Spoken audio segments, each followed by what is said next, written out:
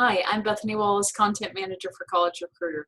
At College Recruiter, we believe every student and recent grad deserves a great career.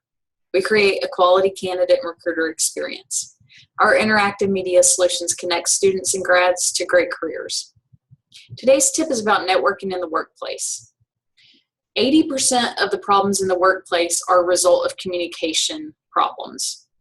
So it's really important that you learn how to communicate well and have great communication skills, which is a good soft skill, before you start your internship or your first entry-level job. Employers value it, and believe me, your coworkers will certainly value it, as will your customers. So make sure that you know yourself well. You want to know when you're having an off day how to avoid infecting other people with your bad mood. That's my first tip. Second tip is to make sure that you treat all people with kindness, respect, patience, courtesy. Those are just great kind of customer service skills. You always want to treat people with those excellent skills, customer service skills, whether they're spending $1 with you or $1 million with you. You don't just want to treat people equally, but you want to treat them with like the utmost level of service and care. The next thing is to not be afraid to collaborate or share. That includes ideas, information, sometimes even coffee. Make sure that you're reaching out. Don't be afraid to ask for help, but then also don't be afraid to extend a hand and help other people either. That's like playground 101. The fourth tip I have is don't do halfalogues. That's when you're only participating in half the conversation and really listening to half of what's being said to you because of this right here, your phone. You're holding it and scrolling through or sending an occasional text message, so you're not really participating. And I'm not just talking about in meetings, but also when maybe you drop by a coworker's desk to say hi on your way back from refilling your cup or your lunch break or whatever. So make sure that you're fully present in all conversations. That just lets people know, whether it's your clients or your coworkers, that you really care about them as people. You care about what they're saying to you. Make sure that you address people by name. That makes people feel special and wanted and like they matter.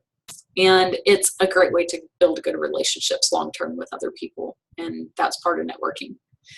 Make sure that you offer more praise and encouragement and less criticism. So be a positive influence in the workplace. Everybody wants to work with somebody positive, and there aren't very many people who would just outright say, oh yeah, please bring me more negative hires. I love negative people. And then lastly, make sure that you interact face-to-face whenever possible. If it's an option, interact face-to-face. So if you can quickly, and I mean, you have to worry about saving time, of course, but if you can quickly pop over to somebody's desk and just ask them a quick question, that's probably a better way to communicate. You're going to avoid the 80% problem of related to communication that way, because face-to-face communication is channel rich.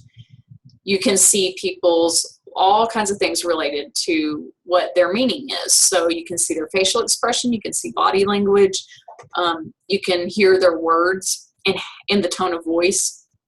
If you only communicate by like text message or email, then all you get are words. There's no inflection of their voice. There is no nodding of their head or shaking of their head or anything. No eyebrows being furrowed. So it's just really important whenever you can to communicate face-to-face. Even if you work remotely, make sure that you're making that connection face-to-face as often as possible. It might take just a little more time, but it will probably save you a lot of miscommunication in the long run.